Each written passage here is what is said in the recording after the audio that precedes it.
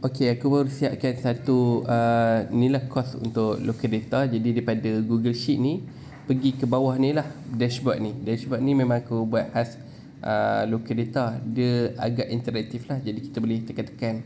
Contoh kita nak fokus pada bahagian sini, jadi dia akan keluar lah. Ini real data. Okey, cuma benda ni aku jual lah course ni. Course ni RM29 memang lengkap daripada kita buka account Google, account local data dan sebagainya kan. Jadi korang akan dapat masuk satu group Telegram. Kat sini ada 24 jenis video. Lepas tu ada pula real data yang aku bagi terus supaya kita boleh buat untuk cleaning dan sebagainya, Google Sheet. Dan juga beberapa tips lah. Dan juga aku letak juga dekat sini ada slide-slide lah. Okay, jadi macam mana nak beli, pergi dekat profile aku, pergi kat Linktree, Browroost tu, kita tekan situ. Lepas tu tekan Rose Prom Local Studio, RM29 ya.